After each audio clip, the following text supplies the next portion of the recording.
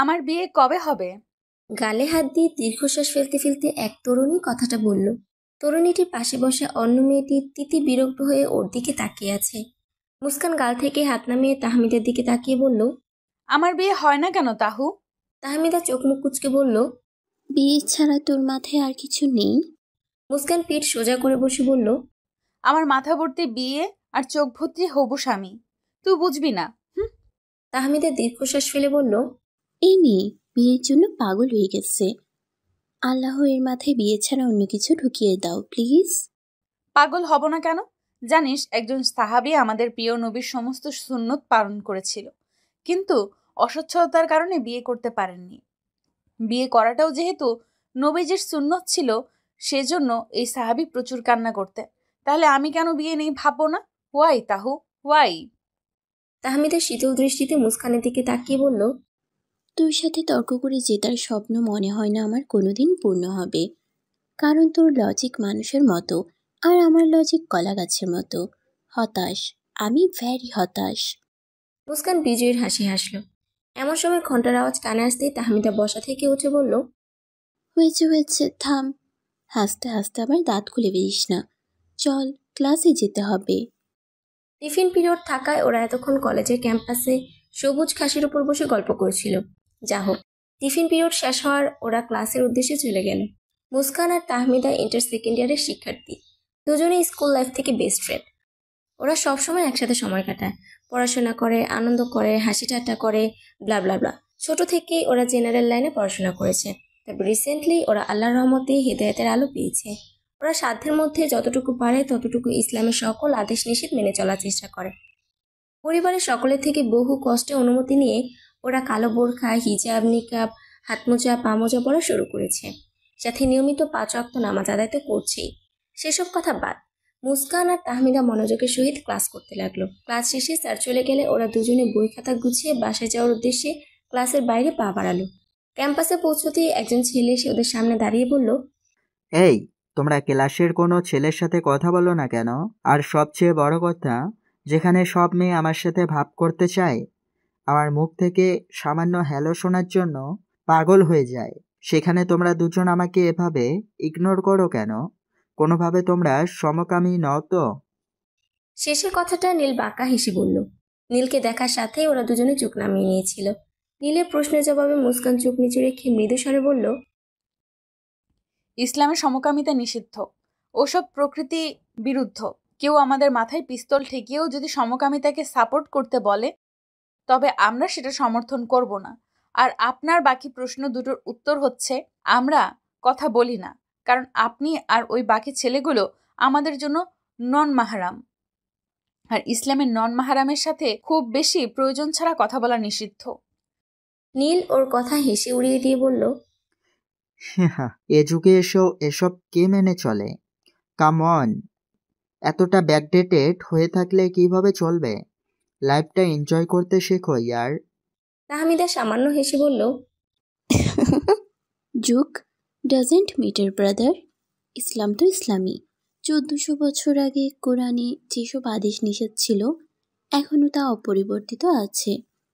সরিষা দানা পরিমাণও কোনো চেঞ্জ আসেনি।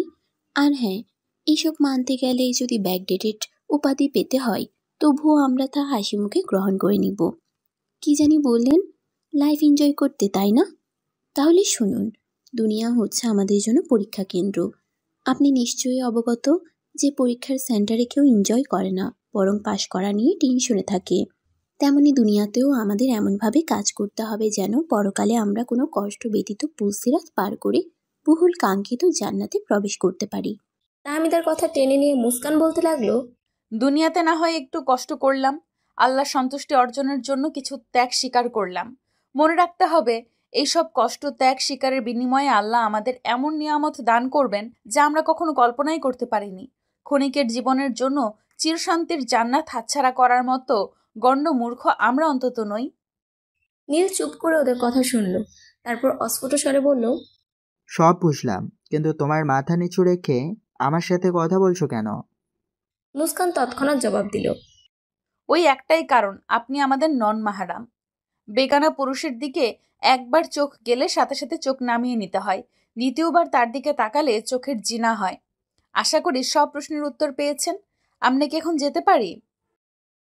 নীল হাত উঁচিয়ে বলল, থামো, আর একটা প্রশ্ন ছিল। বুঝলাম বেগানা পুরুষের দিকে বারবার তাকালে চোখে জিনা হয়, তাহলে নিজের স্বামীর দিকেও তোমরা তাকাবে না? মুস্কানের প্রচন্ড হাসি পেল, কিন্তু হাসি আটকে ও কণ্ঠটা স্বাভাবিক করে বলল, আজব, স্বামীর দিকে তাকাবো না কোন দুঃখে? স্বামীর হক যেন নষ্ট না হয় সেজন্য তো ছেলেদের থেকে এতটা দূরত্ব বজায় রাখা। এখন যার জন্য এত ত্যাগ স্বীকার করলাম তাকেই যদি মন ভরে না দেখতে পারি, তাহলে আমি বেঁচে থেকে লাভটা কি হলো ব্রাদার? অনেক কথা হয়েছে, এখন আমাদের যেতে হবে। নীল একদম নিশ্চুপ হয়ে গেছে। মুখে কোনো কথা না বলে মাথা নাড়িয়ে নীল ওদের যাওয়ার সম্মতি দিল। মুস্কান আর তাহমিদা ওকে সালাম নিয়ে প্রস্থান করলো। ওদের থেকে সালাম পেয়ে নীল যার পর নাই হতবাক হয়ে গেল। ও অবিচল দৃষ্টিতে ওদের দুজনে যাওয়ার দিকে তাকিয়ে থাকলো। নীলকে দেখে অত্যন্ত অস্থির বলে মনে হলো। রাস্তার এক পাশ দিয়ে মুস্কান আর তাহমিদা ধীর পায়ে হেঁটে হেঁটে যাচ্ছে। হুট করে তাহমিদা মুস্কানের কাঁধে ধাক্কা দিয়ে বলল, স্বামীর কথা উঠলেই ক্যালক্যালা হয়ে যাস তাই না? ওই নীল না গোলাপি ছেলেটার সাথে শুরুতে কতটা শান্ত আর ধীর গলায় কথা বললি, আর যেই স্বামীর কথা উঠল, ওরে বাবা, পণ্ডটা সূর্যের আলোর মতো ঝলমল করে উঠল। কি গর্বের সাথে আমার স্বামী বলছিলি, ওয়াহ! আই এম টোটালি ইমপ্রেসড এবং কিং কর্তব্য বিমূঢ়। মুস্কান হেসে উঠে বলল, শেষেরটার ইংরেজি বললি না কেন রে? তাহমিদা হাই তুলে বলল, ওটার ইংরেজি আমি কেন, আমার দাদাও বলতে পারবে না। মুস্কান হাসি অব্যাহত রেখেই বলল, এমবি নেই, নয়তো গুগলে সার্চ দিয়ে এটার ইংরেজি জেনে ফেলতাম। ইস, আজ যদি একটা স্বামী থাকতো তাহলে আমাদের এতটা এমবি শূন্যতায় ভুগতে হতো না। হায় আফসোস। তাহমিদা ব্রুকুচকে বলল, পৃথিবীর কোনো টপিকেই কথা বলি না কেন, তুই ঠিকই সেখানে ছলে বলে কৌশলে স্বামীর টপিক ঢুকিয়েই ছাড়বি। উফ, তোর ট্যালেন্ট আছে মানতে হবে, যদিও সেটা অকাজের ট্যালেন্ট। মুস্কান তাহমিদার পিঠে হালকা থাপ্পড় দিয়ে কপট রাগ দেখিয়ে বলল, চুপ কর শালা। ওদের কথা বলার মাঝে কয়েকটা মেয়ে পাশ দিয়ে যেতে লাগলো। মেয়েগুলো খাস পর্দা না করলেও মাশাআল্লাহ মোটামুটি পর্দা করেছে। মুস্কান তাহমিদা থেকে চোখ সরিয়ে মেয়েগুলোর দিকে পলকহীন চাহানিতে দেখতে থাকলো। মেয়েগুলো চোখের আড়াল না হওয়া পর্যন্ত মুস্কান ঘুরে ঘুরে ওদের দিকে তাকিয়ে থাকলো। তা দেখে তাহমিদা বুকে দুহাত গুজে দাঁতে দাঁত চেপে বলল, হচ্ছেটা কি মুস্কান, ওভাবে তাকিয়ে আছিস কেন? মুস্কান মেয়েগুলোর গমন পথ থেকে চোখ সরিয়ে তাহমিদার দিকে তাকিয়ে উচ্ছ্বসিত কণ্ঠে বলল, মাশাল্লাহ মাশাল্লাহ, মেয়েগুলো কত কিউট। এত সুন্দর কেন হতে গেল ভাই, আমি পুরো ফিদা। তাহমিদা গম্ভীর গলায় বলল, তুই কোন সাহসে আমার সামনে ওই মেয়েগুলোর দিকে ক্যাবলার মতো তাকিয়ে থাকার সাহস দেখালি? দিন দিন মহিলা ইফটিজার হয়ে যাচ্ছিস মুস্কান, শুধরে যা সময় থাকতে। খবরদার আর কোনো মেয়ের দিকে তাকাবি না। মুস্কান হতাশ কণ্ঠে উত্তেজিত হয়ে বলল, চোখের জিনা আর স্বামীর হক নষ্ট হওয়ার ভয়ে ছেলেদের দিকে তাকাই না, তাতে আফসোস নেই, কিন্তু মেয়েদের দিকেও তাকাবো না? শালা তো আমি তাকাবো কার দিকে? পৃথিবীতে এসেছি কি শুধু অক্সিজেন নষ্ট করার জন্য? না না, তুই বল, আমি কার দিকে তাকাবো? তাহমিদা ডোন্ট কেয়ার ভাব নিয়ে বলল, তোর তাকানোরই দরকার নেই, তুই পাশে এসে শুধু আন্টির হোটা খা, ওটাই তোর জন্য পারফেক্ট। মুস্কান প্রচন্ড রেগে গিয়ে তাহমিদাকে মারতে উদ্যত হলে ও চোট লাগালো।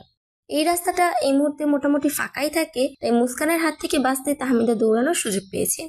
বেশ কয়েক মিনিট এভাবে ছুটোছুটি করার পর দুজনে হাঁপিয়ে উঠলো। দৌড় থামিয়ে দুজনে জোরে জোরে নিঃশ্বাস নিতে লাগলো। তারপর একে অপরের দিকে তাকিয়ে হেসে উঠলো। তাহমিদা সামান্য হেসে বলল, কি দেখবি মানে?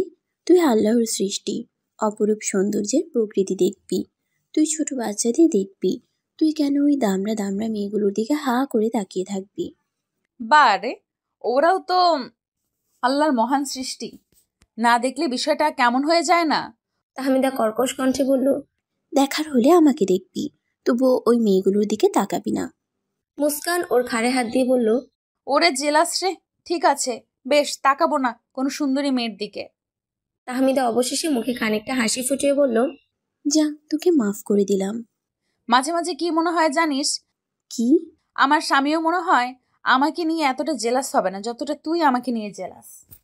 তাহমিদা জোরে হেসে উঠে বলল,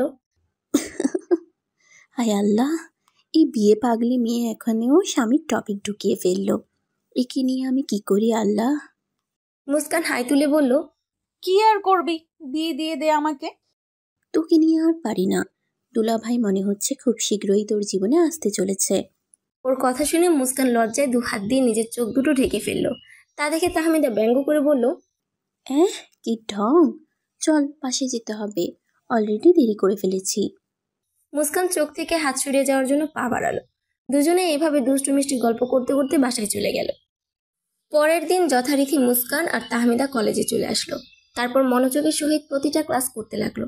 এমনিতে সবসময় হাসি ঠাট্টা করলেও পড়াশোনার প্রতি দুজনে বেশ সিরিয়াস। ক্লাস থেকে স্যার চলে গেলেই একটা সুন্দরী মেয়ে ওদের সামনের বেঞ্চে এসে বসে পড়লো। মেয়েটা ভিন্ন ধর্মের। রাখি ওদের দুজনের সাথে প্রথমে সৌজন্যমূলক আলাপচারিতা করলো। আসলে ছেলেদের ইগনোর করলেও সব মেয়েদের সাথে ওদের মিল অনেক। সকলের সাথে ওরা ফ্রিভাবে কথা বলে, তাই সবাই ওদের দুজনকে বেশ পছন্দ করে। রাখি কিছু একটা জিজ্ঞাসা করার জন্য আমতা আমতা করতে লাগলো। তা দেখে তাহমিদা বলল, ইতস্তত না করে ছেড়ে কাজ রাখি, যা মনে আসে বল, আমরা মাইন্ড করব না। রাখি ওদের থেকে সায় পেয়ে বলল, আচ্ছা, তোদের প্রায় বলতে শুনি 14 জন ব্যতীত কাউকে ইসলামে মুখ দেখানো জায়েজ নেই। মুসলিম মেয়েরা কেন সবার সামনে যায় না? মানে কেন সব পুরুষদের মুখ দেখায় না? কেন সবার সাথে হ্যান্ডশেক করে না? ওর কথা শুনে মুস্কান আর তাহমিদা একে অপরের দিকে তাকিয়ে মুচকে হাসলো। তারপর গলা খাকারি দিয়ে মুস্কান বলল, আচ্ছা, তুই কি জানিস ইংল্যান্ডের রানীর সাথে কয়েকজন হ্যান্ডশেক করার অধিকার রাখে? রাখি কিছু একটা মনে করে বলল, 7 ধরনের পুরুষের সাথে কেবল রানী হ্যান্ডশেক করেন। এই 7 ধরনের পুরুষ ব্যতীত অন্য কেউ তার সাথে সাক্ষাৎ করার অধিকার রাখে না। Exactly my girl. রানীর সম্মানার্থে ওনারা যেমন এমনটা করে থাকেন, তেমনি আমাদের ইসলামেও নারীদের রানীর সম্মান দেওয়া হয়েছে। আমরা কেবল 14 জন পুরুষের সাথে পর্দা ছাড়া সাক্ষাৎ করতে পারবো, আর বাদ বাকি পুরুষরা আমাদের কাছে সাধারণ পাবলিকের মতো, যাদের রানীর সাথে সাক্ষাৎ করার কোনো অধিকার নেই। বুঝেছিস? রাখি হাঁ হয়ে ওর দিকে তাকিয়ে বলল, ইসলামে তোদের এত সম্মান? মুস্কান রাখির গাল টেনে দিয়ে বলল, হ্যাঁ রে, কিন্তু মেয়েরা মনে করে এটা তাদের পোশাকের স্বাধীনতা কেড়ে নেওয়ার পায়, তারা তাদের অধিকার কেড়ে নেওয়ার চেষ্টা, ঘর বন্দি করে রাখার উপায়। কবে যে তারা এই পর্দার আসল মানেটা বুঝবে, আল্লাহ সবাইকে বোঝার তৌফিক দান করুক, আমিন। আরও কিছুক্ষণ কথা বলতে চেয়েছিল ওরা, কিন্তু ক্লাসে স্যার চলে আসায় রাখি নিজের আসনে চলে গেল। ও চলে যেতেই তাহমিদা মুস্কানের কাঁধে ধাক্কা দিয়ে বলল, কি রে, এতদিন তো আমি ভাবতাম তোর মাথায় শুধু বিয়ে আর হবু স্বামী ঘোরে, কিন্তু আজ দেখছি তোর জ্ঞানের পরিধিও বিশাল বড়। এত সুন্দর করে কিভাবে বোঝালি রে মুস্কান? মুস্কান আস্তে করে বলল, আরে আমার এত বুদ্ধি আছে নাকি? আমি তো হাদারাম ব্যাককল একটা মেয়ে। আসলে একটা লেকচারে আমি এটা শুনেছিলাম, নয়তো এত লজিকফুল কথা আমার মুখ থেকে বেরোনোর প্রশ্নই আসে না। আমি তো লজিকলেস বেহুদা কথা বলি। তুই কি ভুলে গেলি রে তাহু? তাহমিদা বেঞ্চে মৃদু চাপড় মেরে বলল, সেটাই তো, আমি ভাবলাম কিভাবে তোর মাথা থেকে এসব কথা আসতে পারে। তোর মাথায় তো শুধু বিয়ে বিয়ে আর বিয়ে। এ তাই বলে আমার অন্য ক্ষেত্রে ট্যালেন্ট নেই সেটা ভাববি না। ভাবাভাবির কি আছে? আমি তো জানি যে তোর অন্য বিষয়ে কোনো ট্যালেন্ট নেই। মুস্কান রেগে গিয়ে ওর পিঠে মারতে লাগলো, আর তাহমিদা ওকে আটকানোর পাশাপাশি হাসতে লাগলো। হঠাৎ কেউ ওদের দিকে কলম ছুঁড়ে মারতে ওরা মারামারি থামিয়ে একদম ভদ্র হয়ে বসলো। ক্লাসের স্যার আতাউর আলম গম্ভীর গলায় বলল, এই কালো ভূতেরা স্ট্যান্ড আপ। এই স্যার ওদের দুজনকে ব্যঙ্গ করে এই নামে ডাকে, কিন্তু ওরা দুজন এতে বিরক্ত না হয় বরং দাঁত কেলায়। স্যারের কথা মতো দুজনে ভদ্র বাচ্চার মতো উঠে দাঁড়ালো। এতটা ভদ্রভাবে দাঁড়িয়ে আছে যে কেউ বিশ্বাসই করবে না ওরা ক্লাস চলাকালীন সময় মারামারি করেছে। আতাউর আলম কর্কশ গলায় বললেন, এতদিন অন্তত ক্লাস চলাকালীন সময়ে কোনো ডিস্টারবেন্স দাওনি, কিন্তু আজ তোমাদের থেকে এমন আচরণ পেয়ে আমি পিসলেস। ওরা দুজনে মাথা নিচু করে বলল, আফান স্যার। আতাউর আলম ভ্রুকুচকে বললেন, তোমরা ইংরাজি জানো না? সবসময় আরবিতে কেন ক্ষমা চাইতে হবে তোমাদের? মুস্কান আর তাহমিদা একে অপরের দিকে তাকিয়ে একযোগে বলে উঠল, সরি স্যার, দুঃখিত স্যার, মাফ করে দিজিয়ে স্যার, দুবুচি স্যার। সরি স্যার, দুঃখিত স্যার, মাফ করে দিয়েন স্যার, দুই বুঝি সরি। ওদের কথা শুনে সবাই হেসে ফেলল। স্যার না চাইতেও নিজেও হেসে ফেলল। এই মেয়ে দুটোর ইসলামের প্রতি এতটা সিরিয়াসনেস ওনার পছন্দ না, বিশেষ করে ছেলেদের থেকে দূরত্ব বজায় রাখা আর কালো আবরণে নিজেদের পুরোপুরিভাবে ঢেকে রাখা। কিন্তু বাকি সব ক্ষেত্রে এই মেয়ে দুটোকে ওনার ভীষণ পছন্দ। পড়াশোনায় ভালো, মিশুক স্বভাবের, সকলকে হাসাতেও কার্পণ্য করে না। তাই তো বারবার ওদেরকে অপমান করার পরেও উনি কোনোভাবে সফল হতে পারেন না। হাত উঁচিয়ে উনি সকলকে থামতে বললেন। সকলে হাসি থামিয়ে দিল। তারপর আতাউর আলম নিজেও হাসি থামিয়ে বললেন, ইংরেজিতে বলতে বলেছিলাম, পৃথিবীর সব ভাষা আলাদা আলাদা করে ক্ষমা চাইতে বলিনি। বাই দ্য ওয়ে, আরবিতে বলে কি শান্তি পাও বলো তো? মুস্কান স্বস্তির শ্বাস নিয়ে অমায়িক একটা হাসি দিয়ে বলল, যে ভাষায় আমার প্রিয় নবীজি কথা বলতেন সে ভাষার প্রতি সত্যি বলতে আলাদা একটা টান রয়েছে। আরবিতে টুকটাক কথা বলার সময় যে শান্তিটা পাই তা ভাষায় প্রকাশ করার মতো না। মাতৃভাষার প্রতি যেমন টান আসে, আরবি ভাষার প্রতিও তেমন আপন আপন ফিল আসে। তাই একটু কথা বলার চেষ্টা করি স্যার। পুরো ক্লাস চুপ করে ওর কথা শুনল। আতাউর আলম স্বাভাবিক কণ্ঠে বললেন, আচ্ছা ঠিক আছে, প্রথমবার ক্লাসে কথা বলছো তার জন্য মাফ করে দিলাম, কিন্তু দ্বিতীয়বার এমন কিছু করলে ক্লাস থেকে বের করে দেব। কথাটা মাথায় রেখো, কালো ভূতেরা। ওনার কথা শুনে সবাই হেসে উঠল। মুস্কান আর তাহমিদা মাথা নিচু করে মুচকে হাসল। ওনার কথার কোনো প্রতিবাদ করলো না। তাহমিদা কিছু একটা ভেবে কৌতুকের স্বরে বলল, কথায় কথায় আমাদের কালো ভূত বললে জিনরা অভিমান করে রাতে এসে আপনাকে টর্চার করতে পারে স্যার, বি কেয়ারফুল। পুরো ক্লাসে দ্বিতীয়বার হাসির রোল পড়ে গেল। আতাউর আলম সকলকে থামিয়ে দিল। পুনরায় পড়াতে শুরু করলেন। তাহমিদা গোসল সেরে সবেমাত্র একটু বিশ্রাম নেওয়ার জন্য বিছানায় গায়ে এলিয়ে দিয়েছিল, তখনই ফোনটা কর্কশ আওয়াজ করতে করতে বেজে উঠল। তাহমিদা তেরামি করে বলল, শাআল্লাহ, সবেমাত্র শুয়েছিলাম, একটু তো রহম কর আমার উপরে ফোনের বাচ্চা, একটু পর ক্যাকে করে বাঁচতে পারলি না? ফোনটা তাহমিদার করা অপমান গায়ে না মেখে এখনো অনবরত কান ঝালাপালা করা আওয়াজে বেজে চলেছে। তাহমিদা শেষে হারমোনি বিছানা থেকে নেমে ফোনটা হাতে নিল। ফোনের স্ক্রিনে বিয়ে পাগলি নামটা জলজল করছে। তাহমিদা ভ্রুকুচকে বলল, আহাম্মক বেটিটা এই অবেলায় ফোন দিয়েছে কেন? ভ্রুকুচকে রেখে ফোনটা রিসিভ করতেই অপর পাশ থেকে মুস্কানের কর্কশ কণ্ঠস্বর ভেসে আসলো, ফোন কাট, আমি মিস কল দিয়েছি। তাহমিদা চটজলদি ফোন কেটে নিজে কল দিল ওকে। রিসিভ করে মুস্কান বলতে লাগলো, তুই কোন সাহসে ফোন রিসিভ করেছিস শালা? আমার ফোনে ছিল 2 টাকা আর তুই ফোন রিসিভ করে 1 টাকা শেষ করে দিলি। দ্রুত আমার বিকাশ নাম্বার 1 টাকা পাঠিয়ে দে। ওরে ফকিনি রে, 1 টাকা কেন, আমি তোকে 10 টাকা দিব, তবু এভাবে আমার বেস্ট ফ্রেন্ডটাকে অপমান করিস না, আমার ভীষণ বুক পুড়ে রে। নাটক বাদ দে, আগে আমার কথা শোন। কি? মুস্কান অস্ফুট স্বরে বলল। কিছুক্ষণের মধ্যেই পাত্রপক্ষ আমাকে দেখতে আসছে। ওর বলা কথাটা কানে যেতেই তাহমিদা বুকে হাত দিয়ে বলল, ওরে আল্লাহ, এবার তাহলে আমার দুলাভাই হাজির হয়েছে। মুস্কান কাঁদো কাঁদো স্বরে বলল, থুর, চুপ কর, আমি বিয়ে করব না, আমার লজ্জা লাগে। তাহমিদা আহাম্মক হয়ে গেল। তারপর দাঁতে দাঁত চেপে বলল, তুই চাসটা কি ভাই? সারাক্ষণ বিয়ে করার জন্য আমার কানের কাছে ঘ্যান ঘ্যান করিস, আর এখন বিয়ে হতে চলেছে তখন বলছিস বিয়ে করবি না। বলি মারটাকে আমি গিয়ে মেরে আসবো নাকি তুই এসে খেয়ে যাবি? ও তাহু, এমন করে বলিস না।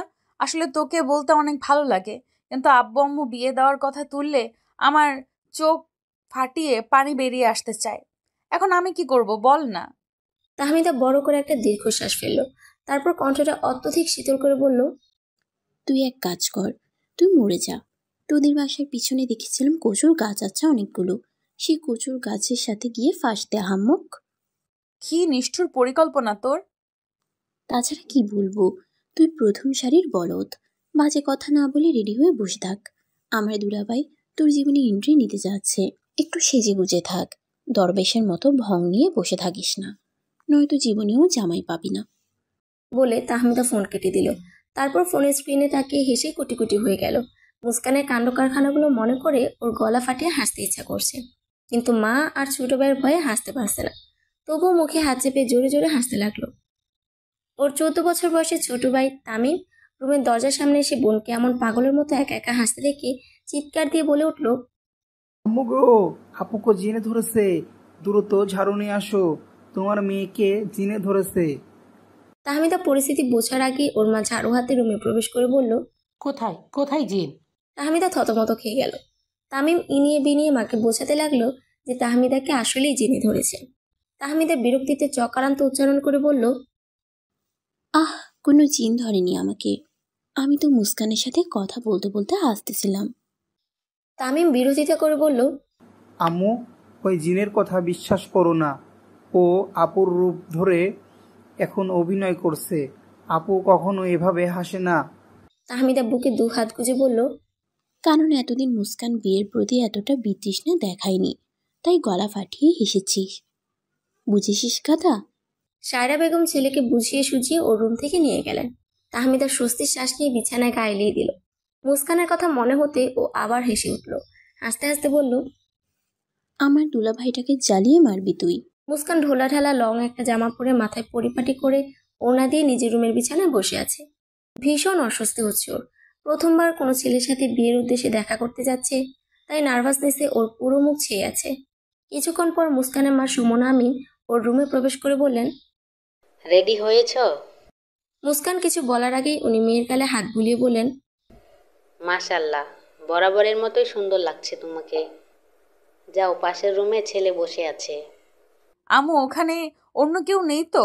মানে কোনো পরপুরুষ, যেমন ওনার ভাই, কাজিন, দুলাভাই, এমন কেউ? না, কেউ নেই। ছেলে নিজের মা বাবা আর বোনকে নিয়ে এসেছে, অন্য কেউ আসেনি। মুস্কান স্বস্তির নিঃশ্বাস ফেলে উঠে দাঁড়ালো। তারপর মায়ের আঁচল টেনে ধরে সামনের রুমের দিকে এগোতে লাগলো। রুমের সামনে আসতেই সুমন আমিন বললেন, যাও মা, ভিতরে যাও। আমি অতিথিদের আপ্যায়ন করতে তোমার বাবাকে সাহায্য করতে যাচ্ছি। বলে উনি চলে গেলেন। মুস্কানের বুক ধরপড় করতে লাগলো, হাত পা কাঁপতে লাগলো। নিজেকে বহু কষ্টে সামনে নিয়ে মুস্কান বড় করে শ্বাস নিয়ে মাথা নিচু রেখে ভিতরে প্রবেশ করে সালাম দিল। একজন পুরুষের তীক্ষ্ণ ধারালো কণ্ঠস্বরে সালামের জবাব ভেসে আসলো। মুস্কান গুটি গুটি পায়ে এগিয়ে গিয়ে ছেলেটার সম্মুখের একটা চেয়ারে বসে পড়ল। মুস্কান আর চোখে দেখল ওর চাচাতো ছোট বোনটা ওই রুমেই বসে আছে, ওদের থেকে কিছুটা দূরত্বে। ছেলেটা শীতল গলায় বলল, আমার কোনো প্রশ্ন নেই, তোমার কোনো প্রশ্ন থাকলে করতে পারো। তুমি সম্বোধনটা শুনে মুস্কান হতবাক হয়ে গেল। প্রথম সাক্ষাতেই তুমি বলে ডাকা। ছেলেটা হয়তো ওর মনের কথা ধরে ফেলল। সামান্য হেসে বলল, নিশ্চয়ই ভাবছো ছেলেটা নির্লজ্জ, প্রথম দেখাতেই কিভাবে তুমি করে বলছে, তাই না? মুস্কান থতমত খেয়ে গেল, কিন্তু কোনো জবাব দিল না। ছেলেটা পুনরায় বলতে লাগলো, এর দুইটা কারণ রয়েছে। প্রথমত, তুমি আমার থেকে অনেক বছরের ছোট, আর দ্বিতীয়ত আমি তোমাকে অনেক দিন থেকে চিনি। এই ধরো 4 বছর থেকে আমি তোমাকে ভালোবাসি, তাই মুখ থেকে আপনি সম্বোধনটা ঠিক আসছে না। রুমে পিনপত্ত নীরবতা ছেয়ে গেল। মুস্কান চকিতে সামনের পুরুষটার দিকে তাকালো। ফর্সা বর্ণের অনেক সুদর্শন একটা যুবক ওর দিকে হাসি হাসি মুখে তাকিয়ে আছে। মুস্কান হতভম্ব গলায় বলল, 4 বছর? কিন্তু আমি তো আপনাকে কোনোদিন দেখিনি। যুবকটি সামান্য হেসে বলল, রাস্তায় সবসময় মাথা নিচু করে হাঁটলে আমাকে দেখবে কিভাবে? 4 বছর আগে যখন তুমি বোরকা পরতে না, তখন তোমাকে দেখেছিলাম। সময়টা ছিল পড়ন্ত বিকেল। তুমি সম্ভবত কোচিং থেকে তোমার বান্ধবীর সাথে হাসতে হাসতে বাসার উদ্দেশ্যে যাচ্ছিলে। ওই প্রথম দেখাতেই আমি শেষ হয়ে গেছি। তারপর একটু একটু করে তোমার সম্পর্কে খোঁজ নিতে লাগলাম। একজনের থেকে শুনেছিলাম তুমি হারাম রিলেশনের বিরুদ্ধ মনোভাবের। অবশ্য আমিও হারামভাবে তোমাকে পেতে চাইনি, তাই নিজেকে প্রতিষ্ঠিত করার প্রতি মনোযোগ দিয়েছিলাম, যেন আমার শ্বশুর মশাই তোমাকে আমার হাতে তুলে দিতে কোনো কার্পণ্য না করে। মুস্কান হা হয়ে ওর সব কথা শুনল। কয়েক মুহূর্ত পর বলল, আপনার নাম কি? আপনার বাসা কোথায়? ইব্রাহিম জাদরান। আমার বাসা এখান থেকে বেশ দূরে। আসলে সেদিন আমি বন্ধুদের সাথে তোমাদের এলাকায় বেড়াতে এসেছিলাম, তখনই নিজের বউ খুঁজে পেলাম। কি ভাগ্য আমার! মুস্কান বারবার বউ ডাকটা শুনে লজ্জা পেয়ে গেল। চটজলদি মাথা নিচু করে ফেলল।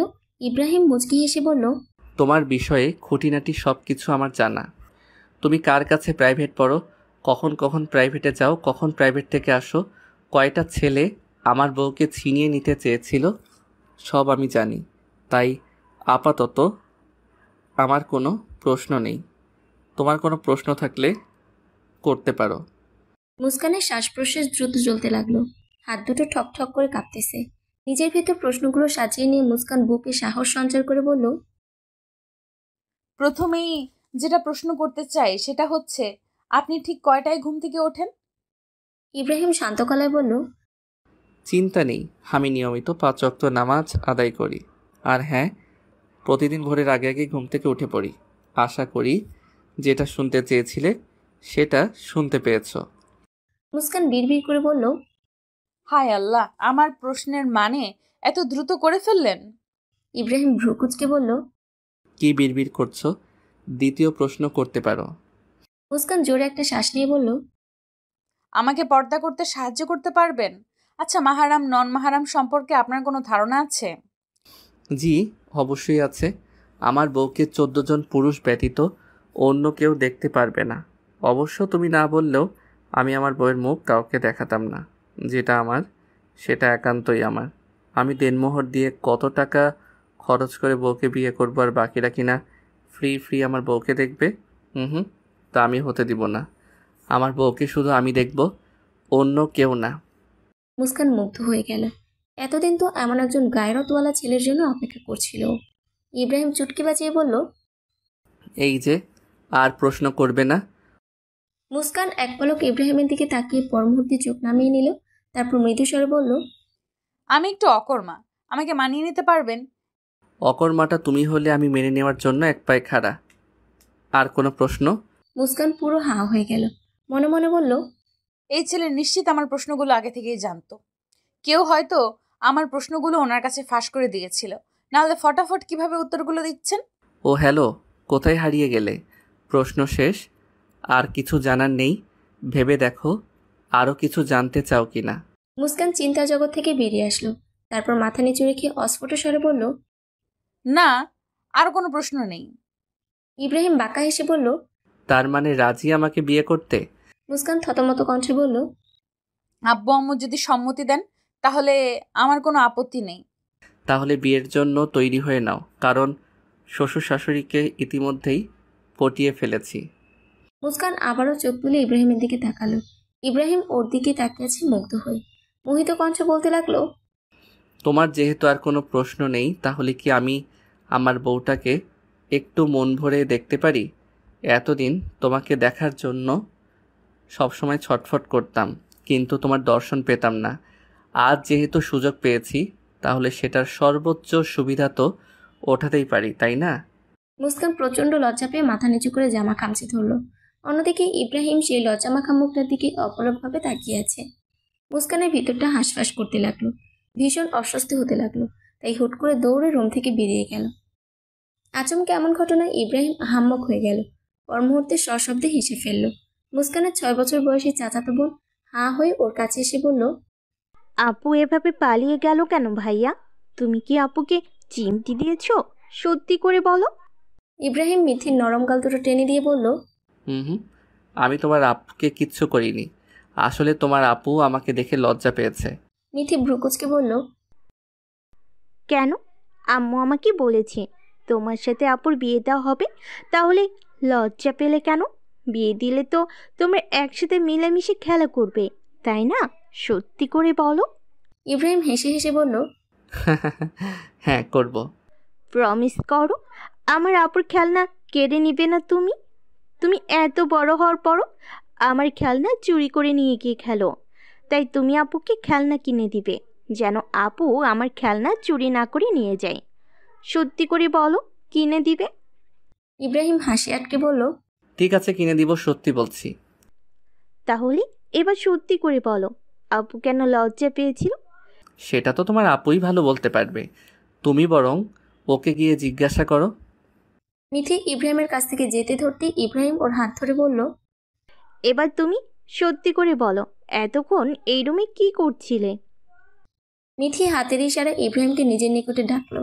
ইব্রাহিম কাছাকাছি যেতেই মিথি ওর কানে ফিসফিস করে বলল, আমি গোয়েন্দাগিরি করতে এসেছিলাম, তুমি যেন আপুকে মারধর করতে না পারো সেজন্য পাজারা দিতে এসেছিলাম।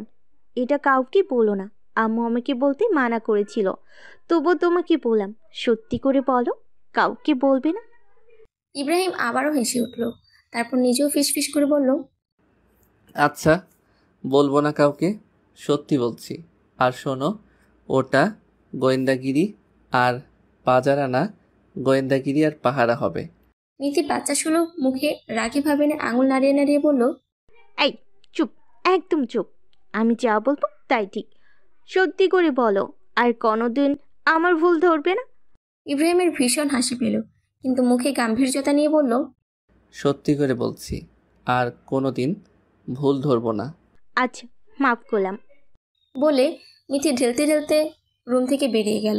ও চলে যেতে ইব্রাহিম কয়েক দফা হেসে নিল। তারপর বসা থেকে উঠে ড্রয়িং রুমে চলে গেল বিয়ের ব্যাপারে যাবতীয় আলোচনা করার জন্য। মিথি সোজা মুস্কানের রুমে চলে গেল। মুস্কান মুখে ওড়না চেপে বিছানায় গড়াগড়ি খাচ্ছে। মিথি ব্রুকুচকে ওর দিকে এগিয়ে গিয়ে বলল, আপু, এমন করছো কেন? তোমার কি পিঁপড়া কামড় দিয়েছে? সত্যি করে বলো। মুস্কান সোজা হয়ে বসলো, জোরে শ্বাস ফেলে নিজেকে স্বাভাবিক করলো। তারপর মিথিকে নিজের কাছে টেনে নিয়ে বলল, কিছু না বনু। আর শোন, ওটা পিঁপড়া না, পিঁপড়া, ওকে? মিথির মুখটা রাগে লাল হয়ে গেল। ক্ষিপ্ত কণ্ঠে বলে উঠল, নিজের খেলার সাথীর মতো তুমিও আমার ভুল ধরতে এসেছো। সত্যি করে বলছি, আমি কিন্তু খুব রেগে যাব বলে দিলাম। মুস্কান সামান্য হেসে বলল, ওনার সাথে আবার কি ভুলভাল কথা বলছিস বলতো? আমি ভুলভাল বলি না, সেসব বাদ দাও। এখন বলো, তুমি কেন দৌড়ে রুম থেকে বেরিয়ে এসেছিলে? ভাইয়া বলেছে তুমি লজ্জা পেয়েছো, এজন্য পালিয়ে এসেছো। কিন্তু লজ্জা কেন পেয়েছো সেটা বলেনি, সেটা তোমার কাছ থেকে শুনতে বলেছে। এখন সত্যি করে বলো আমাকে। মুস্কান ভীষণ লজ্জায় পড়ে গেল। ওভাবে হুট করে দৌড়ে পালিয়ে আসাটা মোটেও ঠিক হয়নি। নিজেকে সামলে মুস্কান গলা খাকারি দিয়ে বলল, তোকে এত বেশি জানতে হবে না সত্যবাদী কন্যা। তুই গিয়ে একটু বেশি বেশি করে খা আর তাড়াতাড়ি বড় হ, তাহলেই তোকে বলবো। মিথি আঙুল তুলে বলল, সত্যি বলছো? আমাকে কি তোর মিথ্যাবাদী মনে হয়? সত্যি কি শুধু তুই বলিস? ছোট মানুষের এত কথা বলতে নেই, যা ছোট মার কাছে। মিথি মুখ ভেঙচি কেটে রুম থেকে বেরিয়ে গেল। ও যেতেই মুস্কান সিলিং ফ্যানটার দিকে তাকিয়ে অস্ফুট স্বরে বলল, আমার মতো উজ্জ্বল শ্যামবর্ণের একটা মেয়েকে 4 বছর থেকে ভালোবাসে একটা সাদা ধবধবে ফর্সা সুদর্শন ছেলে, আবার বিয়েও করতে চাচ্ছে। এটাও বিশ্বাসযোগ্য? ওদের বিয়ের তারিখ পরের মাসের 2য় শুক্রবারে ঠিক করা হয়েছে। আল্লাহ বাঁচিয়ে রাখলে সেদিন দুজনের 4 হাত এক হয়ে যাবে। দুজনে নতুন একটা জীবনে পদার্পণ করবে। ওনারা সবাই চলে যেতেই মুস্কান তাহমিদাকে ফোন করে সব বলল। সব শুনে ও হাসতে লাগলো। মুস্কান কপাল কুঁচকে বলল, গাধার মতো হাসছিস কেন শালা? হাসবো না তো কি করব? যে মেয়ে বিয়ের জন্য পাগল, সে কিনা লজ্জায় হবু সাহেবের সামনে থেকে দৌড়ে পালিয়ে গেছে। তোর মান সম্মান কি আর আছে রে মুসু? মুস্কান ভাব নিয়ে বলল, থাকলে থাক, না থাকলে নাই। মান সম্মান থাকতেই হবে নাকি? নিজের বাড়িতে মান সম্মান ছাড়া এতদিন বেঁচে থাকতে পারলাম, আর বাকি জীবনটা পারবো না? তুই আমাকে চিনিসনি তাহু, আমি সেই লেভেলের ধৈর্যশীল মানুষ। তাহমিদা হাই তুলে বলল, হ্যাঁ হ্যাঁ বুঝেছি। যা, এখন হবু স্বামীকে নিয়ে সারাক্ষণ স্বপ্ন দেখতে থাক, আর আমি যাই ঘুমাতে। ফি আমানিল্লাহ। ফিয়ামানিল্লাহ। ফোন কাটার কিছুক্ষণ পর মুস্কানের নাম্বারে একটা মেসেজ আসলো। মুস্কান সেটা ওপেন করে দেখলো, সেখানে লেখা, আমি ইব্রাহিম জাদরান, তোমার উড বি হাজব্যান্ড। নাম্বারটা সেভ করে রাখো, মাই অ্যাডোরেবল উড বি ওয়াইফ। মেসেজটা দেখতেই মুস্কানের গাল দুটো লজ্জায় লাল হয়ে গেল। বেশ বোঝা যাচ্ছে লোকটা কিছুটা পাগলাটে স্বভাবের আর রোমান্টিক। মুস্কান কি নামে নাম্বারটা সেভ করবে সেটা ভেবে না পেয়ে নাম্বারটা ভালো মতো চিনে রাখলো, যেন দেখলেই চিনতে পারে। নিজের হবু স্বামীর প্রথম আবদারটাই পূরণ করতে ব্যর্থ হলো মুস্কান। দেখতে দেখতে বিয়ের দিন চলে আসলো। আজ নয় কাল মুস্কানের মিসকিন জীবনের পরিসমাপ্তি ঘটবে। বিকেলের দিকে তাহমিদা ওর পরিবারকে নিয়ে চলে এসেছে। এছাড়াও মুস্কানদের কিছু নিকট আত্মীয়রাও ইতিমধ্যেই চলে এসেছে। তাহমিদা মুস্কানের রুমে ওর সাথে বসে আছে। সেখানে মুস্কানের কিছু কাজিন বোনও ছিল। সবাই মিলে আড্ডা দিচ্ছে আর হাসি ঠাট্টা করছে। কিছুক্ষণ হাসাহাসির পর তাহমিদা মুস্কানের হাতে মেহেদি পরানো শুরু করলো। তাহমিদা হাতের তালুতে বড় করে একটা লাভ এঁকে মুস্কানের দিকে তাকিয়ে চোখ মেরে বলল, কি রে, কার নাম লিখবো এখানে? মুস্কান লজ্জা পেয়ে বলল, নাটক না করে তো দুলা ভাইয়ের নাম লিখে দে। তাহমিদা হাসতে হাসতে মুস্কানের হাতে ইংরেজি বড় হাতের ই লিখলো। তারপর সেদিকে ভ্রুকুচকে তাকিয়ে থেকে বলল, শুধু দুলা ভাইয়ের নামের অক্ষর দিয়ে পোষাচ্ছে না, আমি বরং তোর নামের অক্ষরটাও লিখে দিই। বলে ও মুস্কানের হাতে ই এম পাশাপাশি লিখে দিল। ওকে মেহেদি পরানো শেষ হলে তাহমিদা বাকিদেরও পরিয়ে দিতে লাগলো। এমন সময় মুস্কানের ফোন বেজে উঠলো। ফোনের স্ক্রিনে জলজল করা নাম্বারটা দেখতেই মুস্কানের বুকটা ধক করে উঠল। ফোনের কর্কশ আওয়াজে বাকিরাও ফোনের দিকে তাকালো। তাহমিদা কপাল কুঁচকে বলল, কে ফোন দিয়েছে মুস্কান? মুস্কান আমতা আমতা করে বলল, উনি ওর অবস্থা দেখে সবাই টিটকারি মেরে উঠল। মুস্কান ফোনটা নিয়ে দৌড়ে বেলকনিতে চলে গেল। তা দেখে সবাই হেসে উঠল। তারপর পুনরায় মেহেন্দি পরানোয় মনোযোগ দিল। ফোন রিং হতে হতে কেটে গেছে। একটু পর পুনরায় ফোন বেজে উঠতে মুস্কান সাথে সাথে রিসিভ করে বলল, আসসালামু আলাইকুম। ইব্রাহিম শান্ত গলায় বলল, ওয়ালাইকুম আসসালাম। কি করছো? কিছু না, হাতে মেহেদি দিলাম একটু আগে। আমার নাম তোমার হাতে আছে তো? Would be wifey. ইব্রাহিমের সম্বোধনটা শুনলে মুস্কানের ভীষণ লজ্জা পায়, সাথে অন্যরকম একটা অনুভূতিও হয়। নিজেকে সামনে মুস্কান মৃদু স্বরে বলল, জি, আপনি কি করছেন? কি আর করব, সব সময় নিজের উড বি ওয়াইফির কথাই ভাবতে থাকি। আমার মন আর মস্তিষ্ক জুড়ে শুধু তোমার বসবাস। মুস্কানের লজ্জায় গাল লাল হয়ে গেল। এই লোকটার সাথে কথা বলা মানে পদে পদে লজ্জা পাও। প্রতি লাইনে লাইনে এমন সব কথা বলে যে লজ্জা না পেয়ে উপায় থাকে না।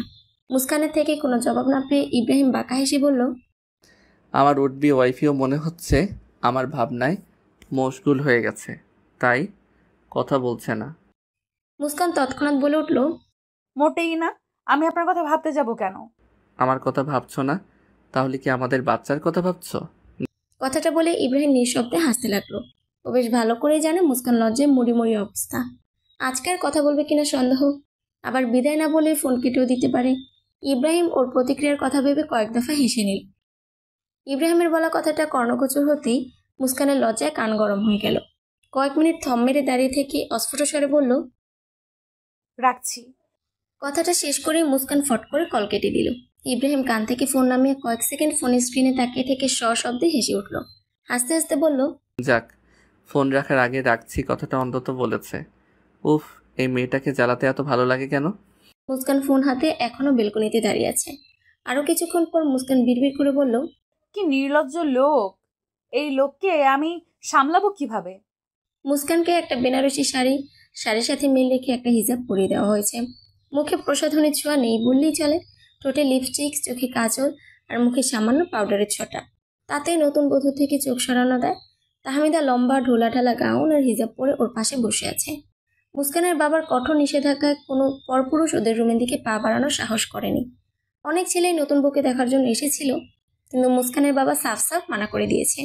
সবাই খানিকটা ক্ষিপ্ত আর মনক্ষুণ্ণ হয়েছে বলা যায়, কিন্তু করার কিছু নেই। পর্দার সাথে কোনো কম্প্রোমাইজ করা চলবে না। কিছুক্ষণ পর মুস্কানের মা এসে একটা ভারী পর্দা ওদের সামনে টাঙিয়ে দিলেন, যেন অপর পাশ থেকে ওদের কারো মুখমণ্ডল বোঝা না যায়। কাজী সাহেব আর কয়েকজন মুরব্বী এসে পর্দার অপর পাশে বসলেন। পর্দা দেখে সবার ভ্রু কুঁচকে গেল। একজন তো বিরক্ত হয়ে বলেই ফেললেন, বিয়েতে অন্তত এত পর্দার প্রয়োজন ছিল না। নতুন বউকে কি আমরা দেখব না? মুস্কানের বাবা ভদ্রতার সহিত শীতল গলায় বললেন, ভাইজান, বিয়ের দিন ভেবে পর্দায় গাফিলতি করলে আমার মেয়ের পূর্বে করা এতদিনের পর্দার তো কোনো মূল্যই থাকবে না। একদিনের জন্য আমার মেয়ের করা এত পরিশ্রমকে তো আমি ধূলিসাৎ হতে দিতে পারি না। আর যতদূর নতুন বউ দেখার কথা, তাহলে বলবো যার বউ সেই দেখুক। অন্যদের দেখে কি লাভ?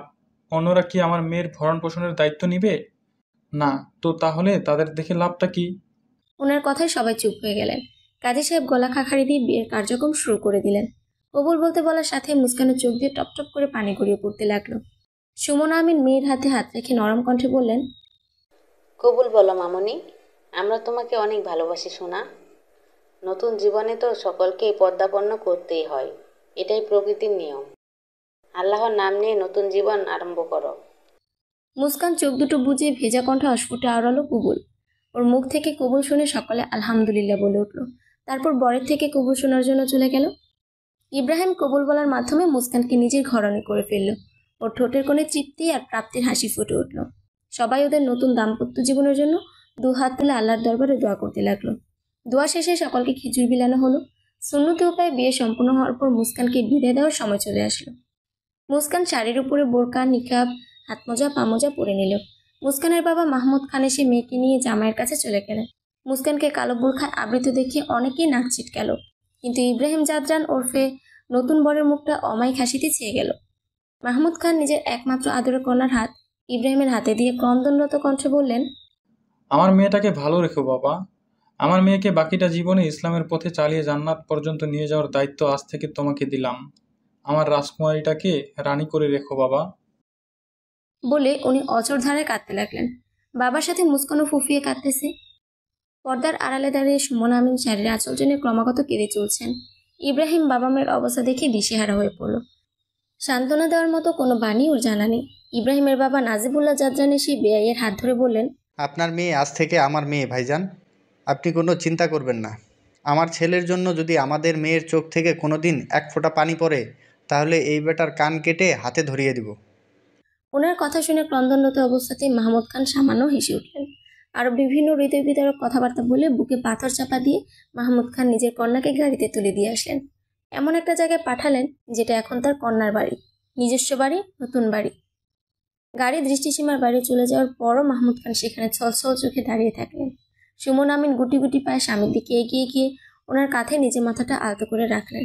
দুজন মর্মাহত মা বাবা নিজেদের সন্তানের বিদায় নিস্তব্ধ রজনীতে একাকী ঠায় দাঁড়িয়ে থাকলেন। মুস্কানকে ওর 15 বছর বয়সে একমাত্র ননদিনী ইব্রাহিমের রুমে কিছুক্ষণ আগে বসিয়ে রেখে গেছে। ইরা চলে যেতেই মুস্কান পরনের বোরখাটা খুলে ফেলল, তারপর বাথরুমে গিয়ে মুখে পানি ছিটা দিল। এখন কিছুটা ফ্রেশ লাগছে ওকে। যার জন্য এত সাজা, সে যদি দেখতে না পারে তাহলে এত সেচে লাভ কি হলো? তাই মুস্কান শ্বশুরবাড়ি থেকে পাওয়া মেকআপ বক্সটা বের করে হালকা সাজগোজ করলো। অবশ্য মুখে শুধুমাত্র পাউডারই দিয়েছে। সাজা শেষে মুস্কান বিছানার দিকে এগিয়ে গেল। বিছানার মাঝখানে লাল গোলাপের পাপড়ি দিয়ে মুস্কান প্লাস ইব্রাহিম লেখা রয়েছে। কয়েক সেকেন্ড সেদিকে তাকিয়ে থেকে মুস্কান লেখাটার থেকে খানিকটা দূরে আটসাট হয়ে বসে পড়ল। আরও কিছুক্ষণ পর ইব্রাহিম রুমে প্রবেশ করলো। মুরব্বী মানুষগুলো ওকে একদম ঠেসে ধরেছিল। বহু কষ্টে ওনাদের থেকে নিজেকে ছাড়িয়েছে ইব্রাহিম। রুমে ঢুকে নিজের বহু আকাঙ্ক্ষিত মেয়েটাকে নিজের বউ রূপে নিজের রুমের বিছানায় বসে থাকতে দেখে ইব্রাহিমের মনটা শীতলতায় ভরে গেল। ইব্রাহিমকে দেখার সাথেই মুস্কানের ভয়ে বুক ধুকপুক করতে শুরু করলো। শক্ত করে নিজের শাড়ি খামচে ধরে বসে থাকলো। ইব্রাহিম ধীর পায়ে ওর দিকে এগিয়ে গিয়ে বিছানায় বসলো। তারপর মুস্কানের থুতনিতে ধরে ওর মুখটা ওপরে তুললো। ফলশ্রুতিতে দুজনে চোখাচোখি হয়ে গেল। ইব্রাহিম কয়েক মিনিট পলকহীনভাবে নিজের বউয়ের দিকে তাকিয়ে থাকলো। তারপর গলা খাকারি দিয়ে নিজেকে সামনে নিয়ে বলল, ওয়াইফি, নতুন জীবনে প্রবেশ করার আগে আল্লাহর কাছ থেকে দোয়া নিতে হবে না? মুস্কান মুখে কিছু না বলে মাথা উপর নিচ করে হ্যাঁ বোঝালো। তাহলে চলো ওয়াইফি, আল্লাহর সাথে কিছুক্ষণ কথা বলা যাক। জায়নামাজ বিছিয়ে দুজনে নফল নামাজ আদায়ের জন্য প্রস্তুত হয়ে গেল। বান্দা নামাজের মাধ্যমেই আল্লাহর সবচেয়ে নিকটবর্তী হয়, আর নামাজই একমাত্র মাধ্যম আল্লাহর সাথে কথা বলার, আল্লাহর থেকে দোয়া নেওয়া। অর্থাৎ নফল নামাজ আদায় শেষে দুজনে উঠে পড়ল। মুস্কান বিছানার দিকে এগিয়ে যেতে ধরতেই ইব্রাহিম ওর হাত টেনে ধরল। মুস্কানের শ্বাস আটকে যাওয়ার উপক্রম হলো। ওর হাত টেনে নিজের কাছে এনে ইব্রাহিম শান্ত গলায় বলল, আজ এই সুন্দর রজনীতে চন্দ্রবিলাস হয়ে যাক ওয়াইফির সাথে, কি বলো? মুস্কান কিছু বলার আগে ইব্রাহিম ওকে পাজাকোলো করে কোলে তুলে ব্যালকনিতে নিয়ে গেল। তারপর ব্যালকনিতে রাখা একটা চেয়ারে ওকে বসিয়ে দিল। ওর পাশের আরেকটা চেয়ারে নিজেও বসে পড়ল। মুস্কান নিজের হতভম্ব ভাব কাটিয়ে আকাশের দিকে তাকালো। জ্যোৎস্না রাত হয়ে চারদিক উজ্জ্বল হয়ে আছে। দুজনে কয়েক মিনিট চুপচাপ বসে থাকলো। হুট করে ইব্রাহিম নিজের শক্ত পুরুষালী হাতের মুঠোয় মুস্কানের নরম তুলতুলে হাতটা পুড়ে নিল। মুস্কান চমকে ইব্রাহিমের দিকে তাকালো, কিন্তু ওকে দেখতেই মুস্কানের চোখ দুটো মুগ্ধতায় ছেয়ে গেল। এমনিতে ইব্রাহিম মাশাআল্লাহ অনেক সুদর্শন, তার উপর চাঁদের আলো পড়ে যেন ওর সৌন্দর্য হাজার গুণ বেড়ে গেছে। ইব্রাহিম সামনে থেকে চোখ সরিয়ে মুস্কানের দিকে তাকাতেই মুস্কান চটজলদি নিজের চোখ সরিয়ে নিল। ইব্রাহিম শান্ত গলায় বলল, তোমাকে ডেডিকেট করে একটা নাশিদ গাইতে পারি ওয়াইফি? মুস্কান চোখ বড় বড় করে ইব্রাহিমের দিকে তাকালো। তা দেখে ইব্রাহিম সামান্য হেসে বলল, সমস্যা নেই, কাকের গলার মতো সুর না আমার, কোকিলের মতো না হলেও মোটামুটি ভালো বলা চলে, একবার শুনে দেখো, গাইতে পারি ওয়াইফি? মুস্কান নিজের হতভম্ব ভাব কাটিয়ে অস্ফুট স্বরে বলল, ইব্রাহিম বড় একটা শ্বাস ফেলে সুর তুলে গাইতে লাগলো, আমার ভিতর বাহিরে শুধুই তুমি। ইব্রাহিম নাশিদ থামিয়ে দিল। মুস্কান হাঁ হয়ে ওর দিকে তাকিয়ে আছে। হতবাক কণ্ঠে বলল, আপনার কণ্ঠ এতটা সুন্দর? ইব্রাহিম সামান্য হেসে উঠে বলল, তোমার কাছে ভালো লেগেছে মানে আসলেই আমার কণ্ঠস্বর সুন্দর, যাও মেনে নিলাম ওয়াইফ। মুস্কান ব্যস্ত কণ্ঠে বলে উঠল, আমি সত্যি বলছি, আপনার কণ্ঠস্বর শুনে যে কেউ মুগ্ধ হতে বাধ্য। আমি সবাইকে মুগ্ধ করতে চাই না, আমি শুধু তোমাকে মুগ্ধ করতে চাই ওয়াইফি। মুস্কান উত্তেজনায় ইব্রাহিমের দিকে ঝুঁকে ওর কাঁধে হাত রেখে কথা বলছিল। ইব্রাহিমের বলা কথাটা শুনতেই ওর হুঁশ ফিরল। নিজেকে সরিয়ে নিতে ধরলে ইব্রাহিম অনুরোধের স্বরে বলল, এভাবেই থাকো ওয়াইফি প্লিজ। মুস্কান ওর অনুরোধ ফেলতে পারল না, ওভাবেই বসে থাকলো। কিছুক্ষণ পর ইব্রাহিম পুনরায় অনুরোধের স্বরে বলল, আমার কাঁধে নিজের মাথাটা রাখবে ওয়াইফি প্লিজ, একটা বার। মুস্কানের শ্বাস প্রশ্বাস দ্রুত চলতে লাগলো। বড় একটা শ্বাস নিয়ে ও নিজেকে সামলে ধীরে ধীরে ইব্রাহিমের কাঁধে নিজের মাথাটা রাখলো। সারা রাত ওরা চন্দ্রবিলাস করে কাটিয়ে দিল। চন্দ্রবিলাস করার পাশাপাশি ইব্রাহিম নিজের সম্পর্কে অনেক কথা বলেছে নিজের ওয়াইফকে, আর মুস্কান সেগুলো কোনোরূপ বিরক্তি ব্যতীত মনোযোগ দিয়ে শুনেছে। পরের দিন ফজরের নামাজ আদায় শেষে মুস্কান কিচেনে চলে গেল শাশুড়ি মাকে রান্নায় সাহায্য করার জন্য। সারা রাত জেগে গল্প করার দরুন মুস্কানের চোখ বারবার বুজে আসতে চাচ্ছে। চোখে মুখে পানি দিয়ে এখন কিছুটা ঠিক লাগছে ওর, তাই কিচেনে চলে আসলো। ওকে দেখতে ইলিনা হাসনাত মুচকি হেসে বললেন, তুমি কেন আসতে গেলে মা? ভালো লাগছিল না, তাই আপনার কাছে চলে আসলাম মা। আসো। মুস্কান শাশুড়ির কাছে গিয়ে ওনার রান্না মনোযোগ দিয়ে দেখতে লাগলো। ভালো কথা, মুস্কান রান্নার রও জানে না। একমাত্র সন্তান হয়, ওর বাবা মাকে কখনো রান্না করতে দেয়নি, তবে বাকি সব কাজ মুস্কান অনায়াসে করে ফেলতে পারে। ইলিনা হাসনাত মুস্কানকে এত মনোযোগ দিয়ে রান্না দেখতে দেখে বললেন, তুমি রান্না করতে চাও? মুস্কান থতমত খেয়ে গেল, কারণ ও তো রান্না করতে জানেই না। ইতস্তত করে বলতে লাগলো, আসলে মা, আমি রান্না করতে পারি না। কথাটা মুস্কান অত্যন্ত করুণ মুখে বলল। ওর চুপসে যাওয়া মুখটা দেখে এলিনা হাসনাত কয়েক মুহূর্ত চুপ করে থাকলেন। তারপর অত্যন্ত ঠান্ডা গলায় বললেন, কলেজে পড়ো আর তুমি এখনো রান্না করতে জানো না? রান্না শেখা প্রতিটা মেয়ের বেসিক দায়িত্ব। এতটা অলস হওয়া উচিত না মুস্কান মা। মুস্কান মাথা নিচু করে ফেলল। তারপর কিছু একটা চিন্তা করে সরাসরি শাশুড়ির চোখে চোখ রেখে ওনার হাতে নিজের হাতটা আলতো করে রেখে বলল, আপনিও আমার মা, তাহলে মেয়ে ভেবে আমাকে কি একটু রান্না শেখানো যায় না মা? কথা দিচ্ছি, আমি নিজের সর্বোচ্চ চেষ্টা করব ইনশাল্লাহ। কি সহজ সরল স্বীকারক, কি সহজ সরল ইচ্ছা।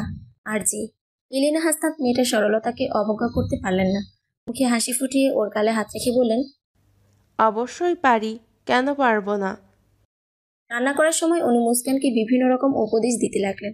মুস্কানও আদর্শ শ্রোতার মতো সেগুলো নিজের মাথায় সেট করে নিতে লাগলো। রান্না শেষে মুস্কান শাশুড়িকে ডাইনিং টেবিলে খাবার পরিবেশন করতেও সাহায্য করতে লাগলো। ইব্রাহিম, ইরা আর ওর শ্বশুর টেবিলে এসে বসলেন। সবাইকে খাবার পরিবেশন করে মুস্কান আর এলিনা হাসনাতও খেতে বসলেন।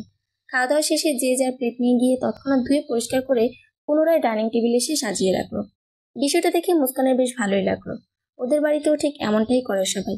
খাওয়া হতেই যে যার প্লেট সাথে সাথে ধুয়ে পরিষ্কার করে রাখে। নাজিবুল্লাহ চাচজান কাজের জন্য নিজের অফিসে চলে গেলেন, আর ইলিনা হাসনাত নিজের রুমে চলে গেলেন একটু বিশ্রাম নেওয়ার জন্য। ড্রয়িং রুমে ইরা আর মুস্কান বসে আছে। একটু পর ইব্রাহিমও ড্রয়িং রুমে চলে আসলো। ও একজন সফটওয়্যার ইঞ্জিনিয়ার, তবে বিয়ের জন্য ও আপাতত ছুটিতে, তাই আজ বাসাতেই আছে। ইরা পর্যবেক্ষণী নজরে ভাই আর ভাবির দিকে কিছুক্ষণ তাকিয়ে থাকলো। তারপর মুস্কানকে উদ্দেশ্য করে বলল, আচ্ছা ভাবি, একটা কথা বলি। ভাবি ডাকটা শুনে মুস্কানের অন্যরকম একটা অনুভূতি হলো, ভালো লাগার অনুভূতি। নিজেকে ধাতস্থ করে মুস্কান মুচকি হেসে বলল, বলো।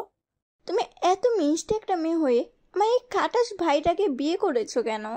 দুনিয়ায় আর কোনো ছেলে খুঁজে পাওনি? ইব্রাহিম তৎক্ষণাৎ ওর মাথায় চাটি মেরে বলল, আজাইরা কথা বলবি না ইরা, নয়তো নতুন ভাবির সামনে ধূপধাপ মার খাবি, তখন মান সম্মান থাকবে তোর? ইরা মাথায় হাত বোলাতে বোলাতে ইব্রাহিমের দিকে চোখ পাকিয়ে তাকালো। তারপর দাঁতে দাঁত চেপে বলল, আমি লজিক ছাড়া কথা বলি না ভাইয়া। তুমি কতটা বড়রাগী একটা ছেলে সেটা তো ভাবি আর জানে না। জানলে কখনোই তোমাকে বিয়ে করতো না। মুস্কান ওদের দু ভাই বোনের কাণ্ড দেখে মুখে হাত চেপে হাসতেছিল। ইরার বলা শেষের কথাটা শুনে মুস্কান হাসি থামিয়ে বলল, তোমার ভাইয়া রাগী? ইরা ভাইয়ের সাথে ঝগড়া থামিয়ে ভাবির দিকে তাকালো। ইব্রাহিমও শান্ত চোখে বউয়ের দিকে তাকালো। ইরা ভাবির আরেকটু নিকটে এসে বলল, হ্যাঁ ভাবি, খুব রাগী। ভাইয়া তো এখন ভং ধরে বসে আছে। কিছুদিন যেতে দাও, তারপর দেখবে রাগ কাকে বলে। বেশি জব্দ করো না আমার ভাইকে, নয়তো তোমাকে আছা দিয়ে হাড়গোড় ভেঙে ফেলবে। ইব্রাহিম বিরক্তিতে চকারান্ত উচ্চারণ করে বলল, ইরা, চুপচাপ এখান থেকে চলে যা, নয়তো আমি এখন তোর হাড়গোড় ভাঙবো। ইরা চটজলদি দৌড়ে নিজের রুমে চলে গেল, কারণ ভাইয়ার বিশেষ নেই। ও চলে যেতে ইব্রাহিম মুস্কানের দিকে তাকিয়ে বলল, সঠিক জায়গায় রাগ দেখাই, অযথা রাগ দেখানোর মানুষ না আমি। এমন ভেবো না যে রেগে গেলে কখনো তোমার গায়ে হাত তুলবো। আমার প্রতি যদি ন্যূনতম সম্মানও থেকে থাকে তাহলে এটা বাস্তবে তো দূরের কথা, কল্পনাতেও ভাববে না ওয়াইফি। কারণ আমি কোনো কাপুরুষ না যে বউয়ের গায়ে হাত তুলবো। বউয়ের গায়ে হাত তুলে নিজের পুরুষত্বের প্রমাণ করার লজিক যারা দেখায় তারা গাধা ছাড়া আর কিছু না। স্বামী স্ত্রীর মধ্যে ঝগড়া লাগবে, এটা স্বাভাবিক। বউয়ের উপর রাগ দেখানোর অন্যান্য উপায় আমার জানা আছে। মুস্কান মনোযোগের সহিত ইব্রাহিমের প্রতিটি কথা শুনল। শেষোক্ত কথাটা শুনে ওর মাথায় দুষ্টু বুদ্ধি খেলে গেল। কণ্ঠটা যথাসম্ভব গম্ভীর করে বলল, আচ্ছা তাই? তা এর আগে কতগুলো অভিজ্ঞতা হয়েছিল আপনার? না মানে অভিজ্ঞতা ছাড়া কেউ এতটা কনফিডেন্সের সাথে কিভাবে বউয়ের ওপর রাগ দেখানোর উপায় জানতে পারে শুনি? ইব্রাহিম থতমত খেয়ে গেল। মুস্কান ওকে ভুল বুঝেছে ভেবে ইব্রাহিম ব্যস্ত কণ্ঠে বলতে লাগলো, ওয়াইফি, বিশ্বাস করো তুমি আমার জীবনের প্রথম ও শেষ নারী। ভবিষ্যৎ বউয়ের জন্য আমি অনেক কিছু সারপ্রাইজ রেখেছি। বউকে কিভাবে খুশি করতে হয়, কিভাবে রাগ অভিমান ভাঙাতে হয়, এসব বিষয়ে স্টাডি করেছি। তাই সব কিছু এত ভালোভাবে জানি আমি। প্লিজ ভুল বুঝো না। ইব্রাহিমের ভয় পেয়ে যাওয়া মুখটা দেখে মুস্কান মনে মনে কয়েক দফা হেসে নিল। তারপর গলা খাকারি দিয়ে কাটকাট গলায় বলল, শুনুন, আমি নারী না, আমি এখনো মেয়ে। বলে মুস্কান মুখ ভিঞ্চি কেটে ইরা রুমের দিকে চলে গেল। ওদিকে ইব্রাহিম আহাম্মক হয়ে সোফায় বসে আছে। বিড়বিড় করে বলল, আমি কি বললাম আর ওয়াইফি কি বুঝলো? নারী না মেয়ে, এসব কথার মানে কি? মুস্কান দুপুরে নামাজ শেষে ভেজা চুলগুলো পিঠের উপর ছাড়িয়ে দিল। ওর চুল থেকে এখনো টপ টপ করে পানি পড়তেছে। ইব্রাহিম রুমে প্রবেশ করে সামনের দৃশ্য দেখে কিছুক্ষণের জন্য থমকে গেল। ঘোর লাগা দৃষ্টিতে নিজের ওয়াইফের দিকে তাকিয়ে থাকলো। মুস্কান পিছু ঘুরে ইব্রাহিমের অমন মধ্যক চাহানি দেখে কেঁপে উঠল। ইব্রাহিম অপরিবর্তিত দৃষ্টিতে ওর দিকে ধীরে ধীরে এগিয়ে আসতে লাগলো। মুস্কানের বুকে হাতুড়ি পেটা শুরু হয়ে গেল। ইব্রাহিম ওর কোমর জড়িয়ে নিজের কাছাকাছি এনে ওর ভেজা চুলগুলোতে আঙুল বুলিয়ে দিতে লাগলো। মুস্কান চোখ বন্ধ করে রেখেছে। ইব্রাহিম চুল থেকে হাত সরিয়ে ঠোঁটে আঙুল চালাতে লাগলো। তারপর মুস্কানের কপালে ঘাড়ও চুম্বন করলো। কপাল থেকে গালে এবং গাল থেকে সর্বশেষ ওষ্ঠপুটে চুম্বন করতে লাগলো। মুস্কান আবেশে চোখ বুজে ইব্রাহিমের পাঞ্জাবি শক্ত করে খামচে ধরে রাখলো। কিছুক্ষণ পর ইব্রাহিম ওকে ছেড়ে দিয়ে মুচকি হেসে বলল, ওয়াইফি, ভালোবাসি। মুস্কান চোখ খুলে ইব্রাহিমের হাস্যোজ্জ্বল মুখটার দিকে কয়েক পলক তাকিয়ে থাকলো। অতঃপর নিজেকে ওর থেকে ছাড়িয়ে নিয়ে লাজুক হেসে বলল, জানি। ইব্রাহিম ভ্রু কুঁচকে বলল, স্বামী ভালোবাসি বললে প্রতি উত্তরে জানি বলতে হয়, এটা তো জানতাম না। অনেক অনেক জাজাকুল্লাহ তোমাকে এই নতুন বিষয়ের সাথে পরিচয় করিয়ে দেওয়ার জন্য ওয়াইফি। কথাগুলো ইব্রাহিম ব্যঙ্গ করে বলল। মুস্কান সামান্য হেসে বলল, এটা আমার দায়িত্ব। বলে ও হাসতে হাসতে রুম থেকে বেরিয়ে গেল। ওর গমন পথের দিকে তাকিয়ে ইব্রাহিম দীর্ঘশ্বাস ফেলে বলল, 4 বছর তোমার জন্য ছটফট করেছি। এখন তোমাকে নিজের ওয়াইফি বানানোর পরেও ভালোবাসি কথাটা শুনতে পারবো না। এতটা নির্দয় হতে নেই ওয়াইফি। এভাবে কিছুদিন টোনাটনের সংসার কেটে গেল। মুস্কান মন লাগিয়ে শাশুড়ি থেকে রান্নার কাজ শিখে চলেছে। আজও কিচেনে দুই শাশুড়ি বৌমা রান্না করতে লাগলো। মুস্কান রান্নায় ভুল করায় ইলিনা হাসনাত খানিকটা ধমকের স্বরে বললেন, এতদিন থেকে শেখাচ্ছি, তবুও তোমার বারবার কেন ভুল হচ্ছে? বাবার বাড়ি থেকে কি কিছুই শিখে আসোনি তুমি? এতটা অকর্মণ্য কিভাবে হতে পারো? এই তোমার যোগ্যতা যে সামান্য রান্নাটুকুও করতে পারো না? মুস্কানের অপমানে মুখটা থতমত হয়ে গেল। নিজেও খানিকটা উঁচু গলায় বলে ফেলল, আমি কি চেষ্টা করছি না মা? বারবার চেষ্টা করার পরেও ভুল হলে আমি কি করতে পারি? আর হ্যাঁ, আমার বাবা মায়ের এতে কোনো দোষ নেই, সব দোষ আমার। একে তো কোনো কাজ ঠিক মতো করতে পারো না, তার ওপর মুখে মুখে কথা বলছো। এই তোমার পারিবারিক শিক্ষা? আমি জাস্ট অবাক হয়ে যাচ্ছি, আমার ছেলে কিভাবে তোমাকে পছন্দ করতে পারে? মা, আপনি এবার অতিরিক্ত বলছেন। আমার পরিবারকে এখানে টানবেন না প্লিজ। আর আপনার ছেলে কেন আমাকে পছন্দ করলো সেটা আপনার ছেলেকেই বরং জিজ্ঞাসা করুন। আমি তো জোর করে আমাকে বিয়ে করতে বলিনি। দুজনের বেশ ভালোভাবে ঝগড়া লেগে গেল। ইব্রাহিম সবেমাত্র অফিস থেকে ফিরেছিল। কিচেন থেকে এত চেঁচামেচি শুনে ও প্রস্ত পায়ে সেদিকে এগিয়ে গেল। কিচেনে গিয়ে এহেন পরিস্থিতি দেখে ওর মুখটা গম্ভীর হয়ে গেল। দুজনকে থামানোর জন্য ও গলা উঁচিয়ে বলল, থামো দুজনে। ইব্রাহিমের গলা শুনে দুজনে থেমে গেল। ছেলেকে দেখতে ইলিনা হাসনাত অভিযোগ করে বলতে লাগলেন, এই তোর পছন্দ? তোর মায়ের সাথে এই মেয়ে মুখে মুখে কথা বলছে, এর সমাধান এখন তুই কর। মুস্কানও বলে উঠল, আমি ইচ্ছে করে বলিনি মা, আমার পরিবারকে টেনেছেন তাই বলেছি। ইব্রাহিম হাত উঁচিয়ে গম্ভীর গলায় বলল, চুপ মুস্কান, তবু মায়ের সাথে এভাবে কথা বলা তোমার উচিত হয়নি। তুমি এখন রুমে যাও। কিন্তু আমি রুমে যেতে বলেছি মুস্কান। মুস্কান অসহায় মুখে রুমের দিকে চলে গেল। ও চলে যেতেই ইব্রাহিম মার কাছে চলে এসে ওনার কাঁধে হাত রাখলো। ইলিনা হাসনাত রাগে গজগজ করছেন, দাঁতে দাঁত চেপে বললেন, কিভাবে বিয়াদবি করলো আমার সাথে? আম্মু বেয়াদবি করেনি। ইলিনা হাসনাত ভ্রু কুঁচকে ওর দিকে তাকিয়ে বলেন, বউয়ের হয়ে ওকালতি করবি এখন? একদম না আম্মু, তবে কিছু কথা বলবো, তুমি আমাকে না আটকিয়ে মনোযোগ দিয়ে সব কথা শুনবে, ঠিক আছে? আচ্ছা বল। মুস্কান নিজের বাবা মা পরিবারকে ছেড়ে আমাদের কাছে চিরদিনের জন্য চলে এসেছে সম্পূর্ণ নতুন একটা পরিবেশে। এখানে সবার সাথে খাপ খাওয়াতে ওর অবশ্যই সময় লাগবে একটু। তবু মেয়েটা তোমার মন জয় করার সর্বোচ্চ চেষ্টা করে গিয়েছে। রান্না করতে জানে না জন্যে তোমার কাছে বায়না করে শিখতে চেয়েছে। এখন রান্না শিখতে সময় তো লাগবে, তাই না? এখন ধরো ইরাকে তুমি রান্না শেখাচ্ছ, আরও রান্না করতে বারবার ভুল করতে লাগলো, তখন কি তুমি ওর পরিবার নিয়ে আঙুল তুলে কথা বলবে? অবশ্যই বলবে না, কারণ ও আমাদের পরিবারেরই অংশ। এখন মুস্কানও তো আমাদের পরিবারের অংশ, তাহলে ওর পরিবারের উপর আঙুল তোলা মানে নিজের উপরই আঙুল তোলা। আচ্ছা আম্মু, একটু আগে তুমি অজান্তেই নিজের শিখানোর পদ্ধতির উপর আঙুল তুললে। ইলিনা হাসনাতের রাগ পড়ে গেছে। উনি হেসে উঠে বললেন, দুষ্টু ছেলে, বুঝেছি তোর কথার সারমর্ম। বুঝলে তো ভালো। আর একটা কথা, তুমি কিভাবে ওকে রান্না শিখাচ্ছ যে ও এখনও শিখতে পারছে না? আম্মু, তোমার মান সম্মানের বিষয়, নিজের রান্নার স্কিলের উপর আঙুল তোলার অধিকার কাউকে দিবে না, খবরদার। আমার বউ মানে নিজের অকর্মণ্য মেয়েটাকে পাক্কা রাঁধুনি বানিয়ে নিজের রান্নার ট্যালেন্ট দেখিয়ে দাও। ঠিক বলেছিস ছেলে, এমনভাবে ওকে রান্না শেখাবো, দেখি কিভাবে ও ভুল করে। আমার মেয়েকে কেউ কিভাবে অকর্ম বলে সেটাও আমি দেখব। ইব্রাহিম মায়ের গালে চুমু খেয়ে বলল, এই না হলে আমার আম্মু। যাই, আরেকজন তো মনে হচ্ছে কান্না করতে করতে আমার রুমটাকে সুইমিং পুল বানিয়ে ফেলেছে। মুস্কান বেলকনির রেলিং আঁকড়ে ধরে ঝরঝর করে কাঁদতেছে। ইব্রাহিম রুমে এসে ওকে খুঁজে না পেয়ে বিচলিত হয়ে পড়ল।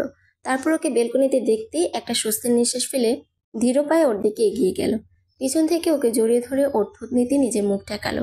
মুস্কান ওকে ধাক্কা দিয়ে সরিয়ে দিল। ইব্রাহিম আবারও ওকে জড়িয়ে ধরলো, আর মুস্কান আবারও ওকে ধাক্কা দিল। ইব্রাহিম শান্ত গলায় বলল, ওয়াইফি। মুস্কান নাক টেনে বলল, খবরদার আমাকে ওয়াইফি বলে ডাকবেন না। আমার সাথে আপনি আর কোনো কথা বলবেন না। ইব্রাহিম ওকে নিজের দিকে ঘুরিয়ে ওর গাল দুটো আঁকড়ে ধরে বলল, ওয়াইফি, আর কাঁদতে হবে না, আমার কথা শোনো শান্ত হয়ে। মুস্কান অন্যদিকে মুখ করে রাখলো। ইব্রাহিম বড় একটা শ্বাস নিয়ে বলল, ওয়াইফি, উনি আমার মা, আমার জন্মদাত্রী মা, আর আমার মা মানে উনি তোমারও মা। মায়েদের বৈশিষ্ট্য নিশ্চয়ই তোমার অজানা নয়। মায়েরা যেমন ভালোবাসতে জানে তেমনি শাসন করতেও জানে।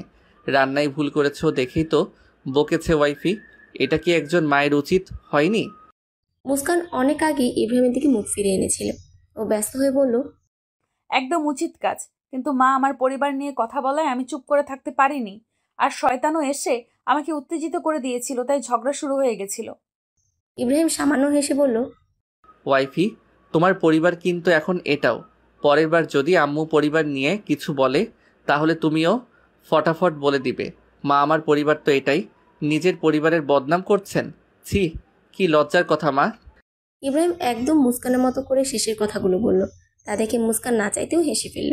হাসি অব্যাহত রেখে ইব্রাহিমের কাঁধে হালকা চাপড় মেরে বলল, ড্রামাবাজ লোক। পরিবেশ স্বাভাবিক করতে পেরে ইব্রাহিমের ঠোঁটের কোণে তৃপ্তির হাসি ফুটে উঠল। মুস্কান হাসি থামিয়ে বলল, সরুন তো, মায়ের সাথে বেয়াদবি করার জন্য আমাকে মাফ চাইতে হবে। বলে মুস্কান রুম থেকে বেরিয়ে গেল। ইব্রাহিম দুই হাত উঁচিয়ে আড়মোড়া ভেঙে বলল, মা আর বউয়ের ঝামেলা মেটাতে গিয়ে ক্লান্ত হয়ে গেছি। মা আর বউ দুজনেই আমার জীবনে সমান গুরুত্বপূর্ণ। একজনের পায়ের নিচে জান্নাত, অন্যজনের স্বীকৃতি ব্যতীত জান্নাতে প্রবেশ অসম্ভব। তাই দুজনকেই আমার সমান ভালোবাসা আর সম্মান দেওয়া উচিত। উফ, এবার একটা শাওয়ার নিয়ে শরীরটা ঝাঁকানাকা করতে হবে। ইলিনা হাসনাত বাকি রান্নাগুলো মনোযোগ দিয়ে করছিলেন। মুস্কান গুটি গুটি পায়ে শাশুড়ির পিছনে গিয়ে দাঁড়ালো। তারপর পেছন থেকে ওনাকে আঁকড়ে ধরল। ঘটনার আকস্মিকতা ইলিনা হাসনাত হকচকিয়ে গেলেন। পরমুহূর্তে নিজেকে সামলে নিয়ে উনি স্বাভাবিক কণ্ঠে বলে উঠলেন, কি করছো মুস্কান? আমাকে কি অন্য কেউ ভেবে ভুল করে জড়িয়ে ধরছো? মুস্কান নাটকীয়ভাবে বলল, আপনি কি আমার একমাত্র স্বামীর একমাত্র মা? ইলিনা হাসনাত আহাম্মক হয়ে বললেন, হ্যাঁ। আপনি কি আমার শ্বশুরমশাইয়ের বউ? হ্যাঁ। আপনি কি আমার একমাত্র ননদিনের একমাত্র জননী? ইলিনা হাসনাতের ভ্রু কুঁচকে গেল, তবু উনি কাটকাট গলায় বললেন, হ্যাঁ। সর্বশেষ আপনি কি আমার দ্বিতীয় মা? ইলিনা হাসনাতের কুঞ্চিত ভ্রুযুগল সরল হয়ে গেল। শীতল গলায় বললেন, হ্যাঁ। তাহলে আমি ঠিক মানুষকে জড়িয়ে ধরেছি, এতে কোনো ভেজাল নেই। মা, কিছুক্ষণ আগে আমার করা কর্মকাণ্ডের জন্য মাফ করে দিন প্লিজ। আসলে আমি ছোট মানুষ, এত কিছু এখনো বুঝি না, তাই এমন বিহেভ করে ফেলেছিলাম। মাফ করে দিন। ইলিনা হাসনাত মুচকি এসে ওকে নিজের সম্মুখে আনলেন। তারপর গালে হাত রেখে বললেন, আমি কি কম করেছি নাকি? একদম পাক্কা দজ্জাল শাশুড়ির রোল প্লে করছি কিছুক্ষণ আগে। আমাকেও মাফ করে দিও মুস্কান মা। মুস্কানের মুখটা অমায়িক হাসিতে ছেয়ে গেল। দুজনের মান অভিমান নিমিশেই নাই হয়ে গেল। পরমূর্তি ইলিনা হাসনাত মুখটা গম্ভীর করে বললেন, এরপর যদি রান্নায় ভুল করছো তখন বোঝাবো মজা। আমি রান্না শেখানোর পদ্ধতি আজ থেকে পরিবর্তন করব। তারপরেও যদি নিজেকে ঢ্যাঁড়স প্রমাণ করো তাহলে সত্যিই বলছি তোমাকে আমি রাতের বেলা শুনশান রাস্তায় ছেড়ে দিয়ে আসব। শুনেছি তুমি নাকি ভূতে ভীষণ ভয় পাও। মুস্কান চোখ বড় বড় করে শাশুড়ির দিকে তাকালো, অতঃপর ঢোক গিলে বলল, না মা, এমনটা করার কথা মাথাতেও আনবেন না, নয়তো আপনার ছেলে বিধবা হয়ে যাবে। ওয়াল্লাহি, আমি এবার কোমর বেঁধে রান্নার পেছনে লেগে পড়ব, আদর্শ রাঁধুনি হয়ে দেখাবো ইনশাল্লাহ। ইলিনা হাসনাত চটকে বাজিয়ে বললেন, দ্যাটস দ্য স্পিরিট বৌমা। এভাবে বিভিন্ন কথা বলে ওরা হাসতে লাগলো। দূর থেকে সেটা লক্ষ্য করে ইব্রাহিম মুচকে হাসলো। তারপর ল্যাপটপে অফিসের কাজ করতে লাগলো। কলেজ কিছুদিন বন্ধ থাকায় মুস্কান নিশ্চিন্তে শ্বশুরবাড়িতে দিন কাটাতে পেরেছে। আজ থেকে আবারও কলেজ খুলেছে। ইব্রাহিম অফিসের জন্য রেডি হয়ে মুস্কানকেও তৈরি হতে বলল।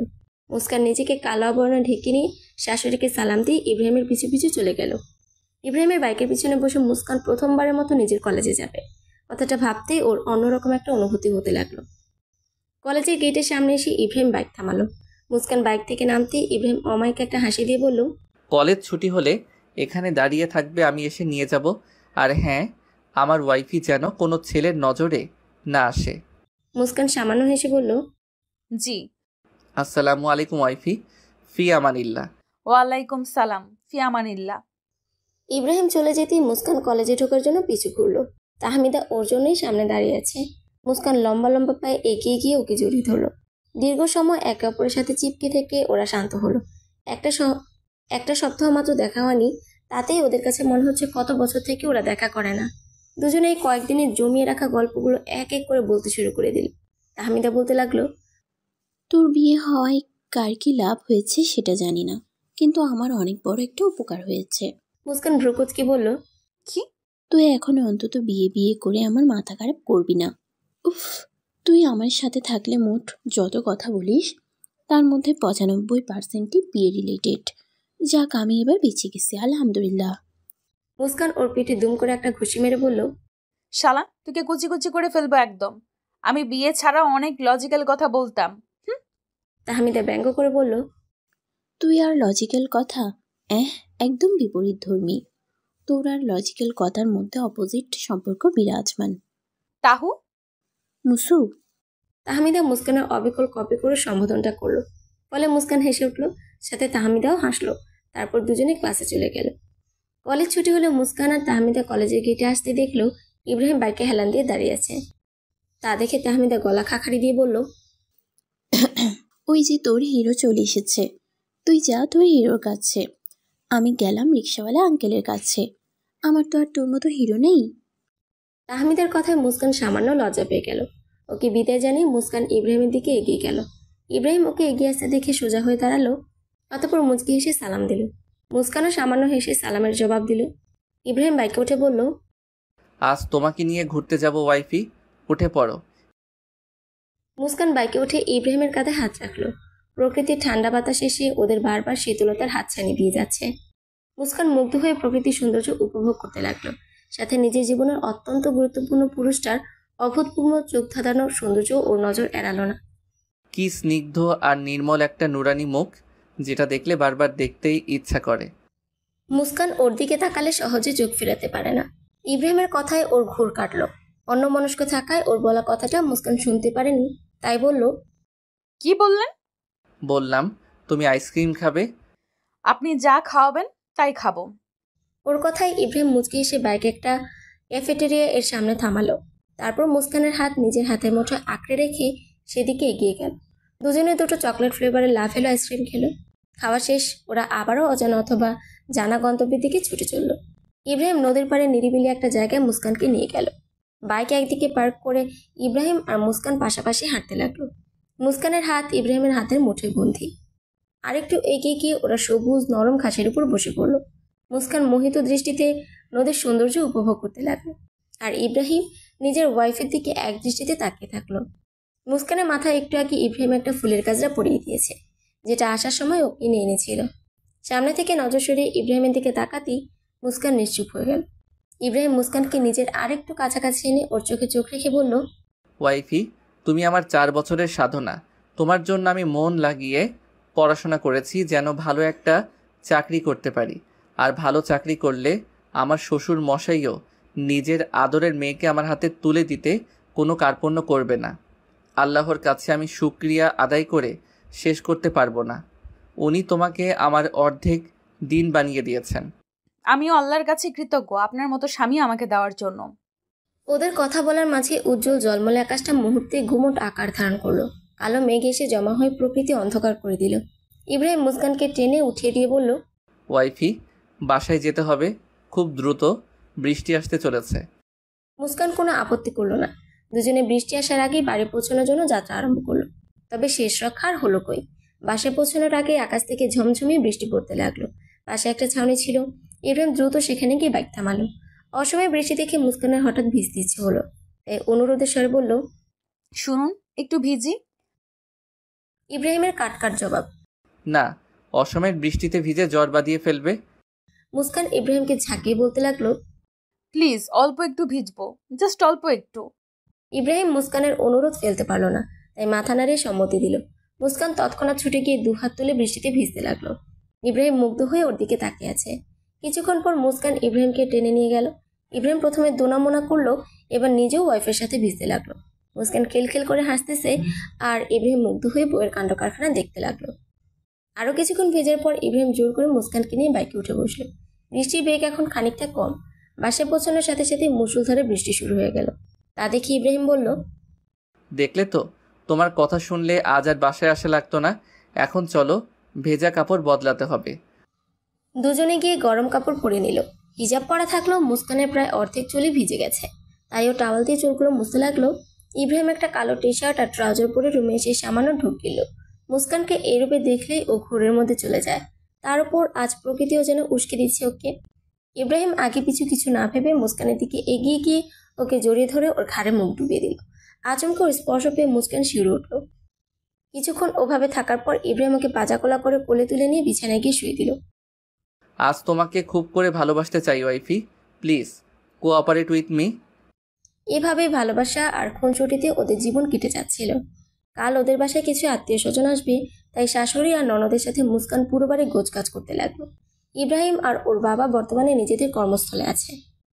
রাতের বেলা সবাই মিলে খাওয়া দাওয়া শেষে যে যার রুমে চলে গেল।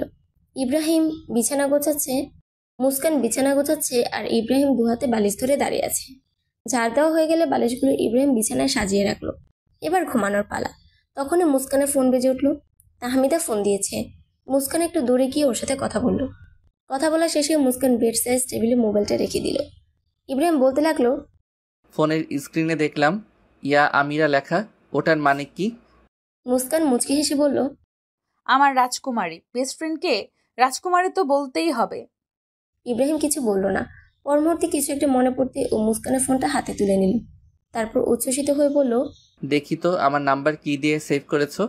মুস্কানের চোখ বড় বড় হয়ে গেল, কারণ ও এখনো ইব্রাহিমের নাম্বারটা সেভ করেনি। তাই চটজলদি ওকে বাধা দিতে লাগলো, কিন্তু ইব্রাহিম নাছোড়বান্ধা। যে করে হোক ও আজ দেখিয়ে ছাড়বে। ইব্রাহিম নিজের ফোন দিয়ে মুস্কানের ফোনে কল দিল। ওর মুখটা উত্তেজনা আর খুশিতে জলজল করতেছে। মুস্কান এখন ওকে বাধা দিয়ে চলেছে। মোবাইলের স্ক্রিনে আলো জ্বলে উঠতেই ইব্রাহিমের হাস্যজ্জ্বল মুখটা পাংশুটি বর্ণের হয়ে গেল। চোয়াল টান টান হয়ে শক্ত হয়ে গেল। মুস্কান চুপ করে বসে ওর দিকে তাকিয়ে আছে। ইব্রাহিম গম্ভীর মুখে ফোনটা ওর হাতে দিয়ে দিল। মুস্কান ব্যস্ত হয়ে বলতে লাগলো, আমি আপনাকে কি নামে ডাকবো সেটা এখনো ঠিক করতে পারিনি, তাই সেভ করিনি। ইব্রাহিম বিছানা থেকে উঠে গম্ভীর গলায় বলল, আমাদের বিয়ের 2 মাস হতে চললো, আর এখনও তুমি একটা নাম ঠিক করতে পারোনি। যাক, কোনো ব্যাপার না, ডাকতে হবে না। বলে ইব্রাহিম ব্যালকনিতে চলে গেল। মুস্কান কয়েক মুহূর্ত নিশ্চুপ বসে থেকে গুটিসুটি পায়ে ব্যালকনির দিকে চলে গেল। ইব্রাহিম বুকে দুহাত গুজে আকাশের দিকে তাকিয়ে আছে। মুস্কান পিছন থেকে বলল, এই যে শুনুন। ইব্রাহিম কোনো সারা শব্দ করল না।